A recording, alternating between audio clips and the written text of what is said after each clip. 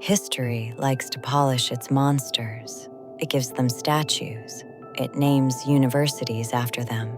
But if you walk deep enough into the archive, the polish rubs off, and you find the blood.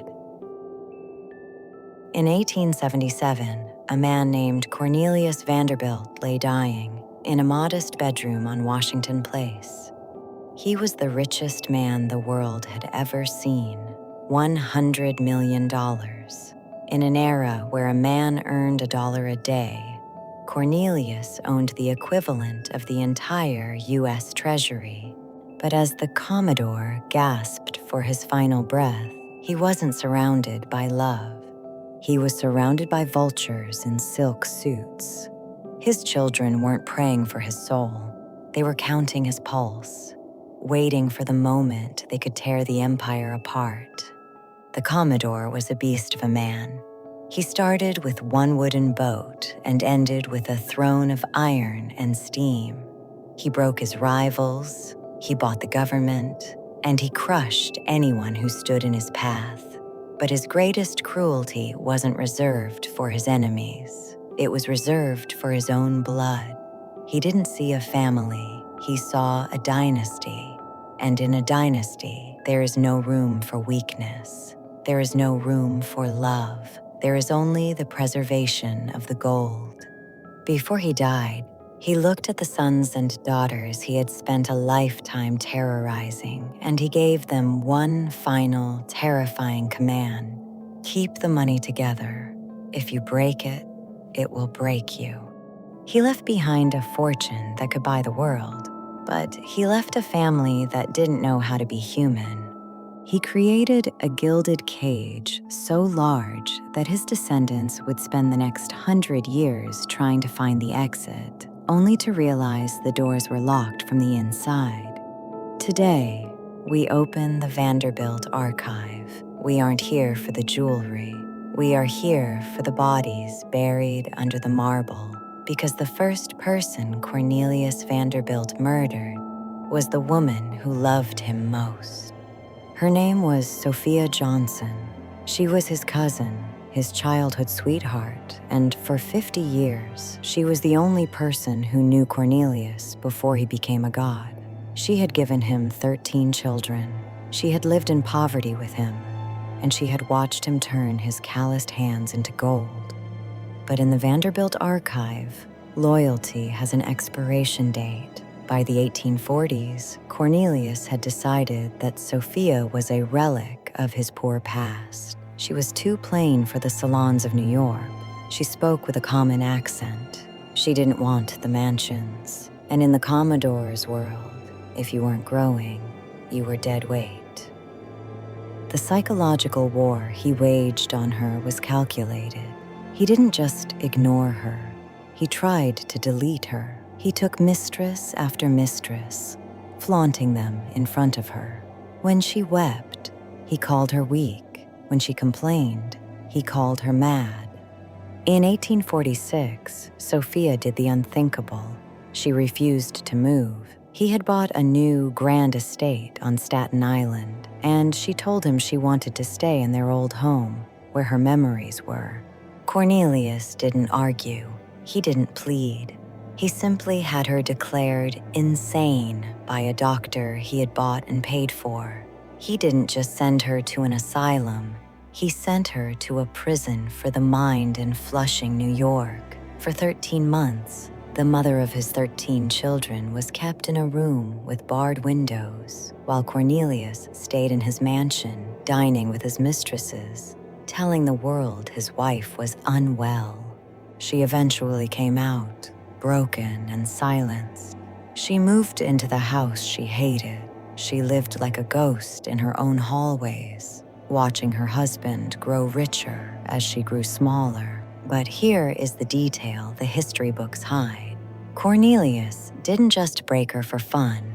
He broke her to show his children what happens to those who disobey the Vanderbilt name. He was teaching them that the person you love is just a commodity to be traded or discarded. When Sophia finally died in 1868, Cornelius didn't mourn. Within months, he was looking for a replacement. not a wife, but a brand manager. He found a woman 43 years younger than him, a woman named Frank Crawford. And if Sophia was the sacrifice that built the foundation, Frank would be the one to teach the Vanderbilts how to hide the blood under a layer of social prestige. But the children were watching. They had seen their mother caged. They had seen their father's ice-cold heart. And they realized that to survive being a Vanderbilt, you had to be faster, colder, and more ruthless than the Commodore himself. The stage was set for the next generation. The money was doubling, the mansions were rising, and the first Vanderbilt War was about to begin. A war between the sons who wanted the gold and the daughters who wanted the power. When the Commodore's heart finally stopped, he didn't leave a legacy. He left a grenade. He had 10 living children, but in his will, he did something that would set New York on fire. He left 95% of his $100 million fortune to just one person, his eldest son, William Henry. To his daughters, the women who had nursed him while he died, he left them a pittance. To his other sons, he left them nothing but contempt. He wanted the fortune to stay in one giant, terrifying pile. He wanted one king, but you cannot give one man a mountain of gold without making everyone else in the family his enemy. Then there was Cornelius Jeremiah, the forgotten son.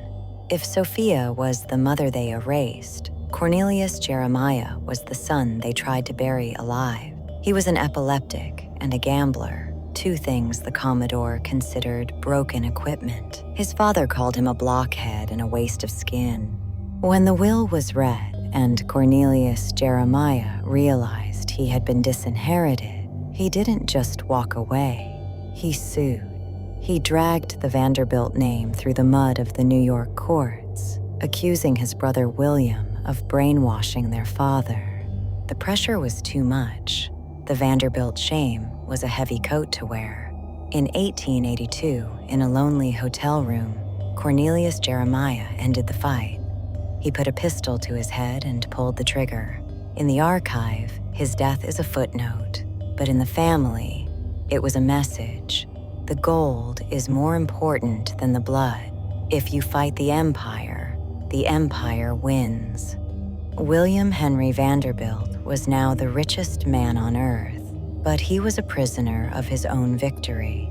He was so terrified of being kidnapped or robbed that he turned his home into a fortress. He was so stressed by the lawsuits from his siblings that he began to physically decay. He doubled the fortune to $200 million in record time, but he couldn't enjoy a single cent of it. He once famously said, "I am the richest man in the world, and I am the most miserable." He lived in constant fear of the Vanderbilt curse, the idea that the money was haunted by the way his father had treated his mother. And then, the curse came for him. In 1885, while standing in his library, William Henry simply stopped mid-sentence. His brain surrendered. He collapsed onto his expensive rugs and died instantly. He had held the kingship for only 8 years. He left the $200 million to his sons, Cornelius II and William K. But more importantly, he left them his wives. Because the men were dying of heart attacks and stress. But the women were just getting started. They were about to take that $200 million and build a world so expensive and so cruel that it would make the Commodore look like a common thief. The Vanderbilt men were dropping dead in their libraries, but the women they left behind were finally waking up. And at the head of the table was Alva Vanderbilt. Alva didn't marry into the family for love. She married for a seat at the table of the gods. But when she arrived, she found that the old money of New York, the Astors and the Livingstons, looked at the Vanderbilt name like a stain on a silk rug. To them, the Vanderbilts were just railroad peasants with too much gold. They refused to invite Alva to their parties. They refused to step foot in her home. They tried to treat her the way the Commodore had treated Sophia. But Alva wasn't Sophia. She was a hurricane in a corset. She decided that if the elite wouldn't open the door for her, she would blow the door off its hinges. She forced her husband, William K., to spend $3 million, nearly $100 million today, to build a petit chateau on Fifth Avenue. It was a house made of French limestone and pure concentrated spite. But it wasn't enough to have the house. She needed a victim.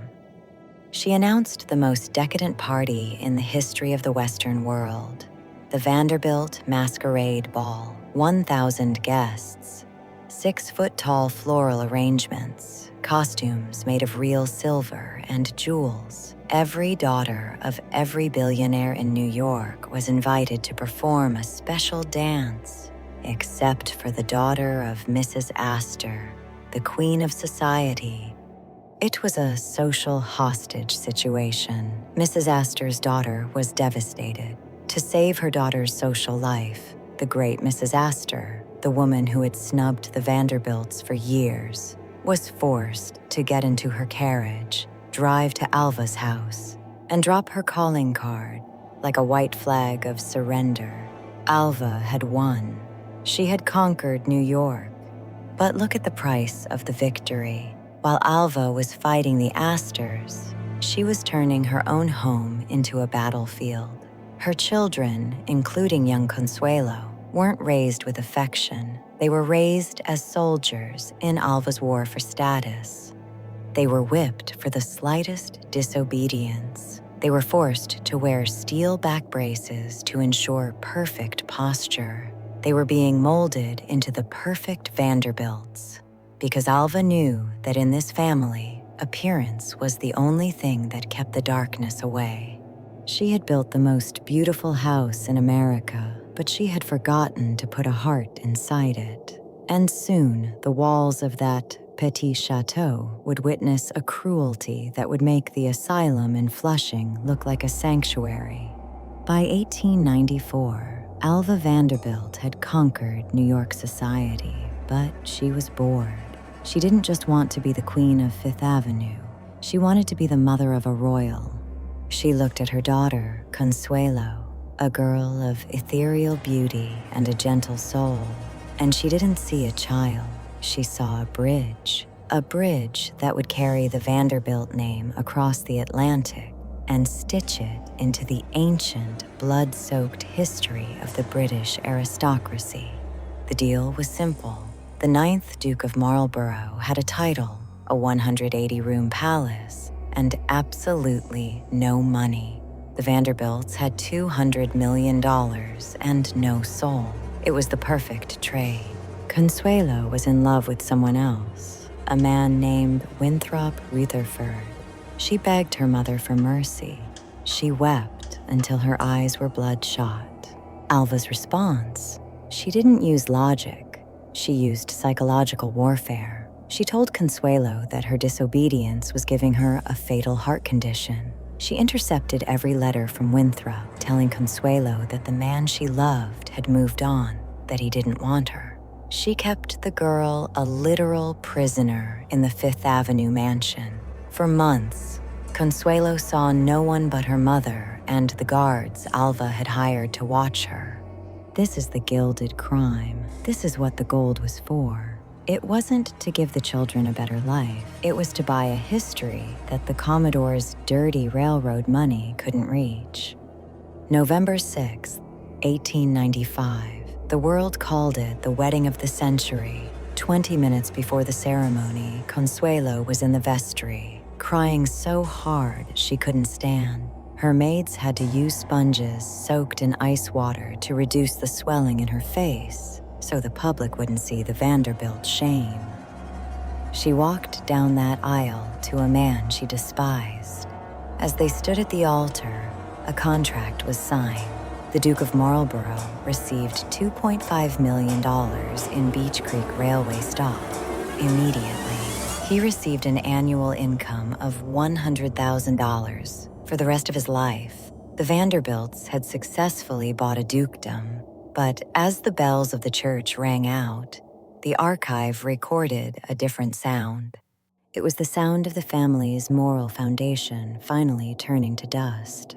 Alva had won her title, but she had lost her daughter. Consuelo would sail to England, to a cold, damp palace where her husband would tell her on their honeymoon, "I only married you to save my house." The gold had been moved from one pocket to another, but the humans attached to that gold were being discarded. But the archive doesn't stop at the wedding, because while Alva was trading her daughter for a title, she was hiding a second secret. A secret that would destroy the very social standing she had spent her life building. She was about to do the one thing a Vanderbilt woman was never supposed to do. She was about to file for divorce.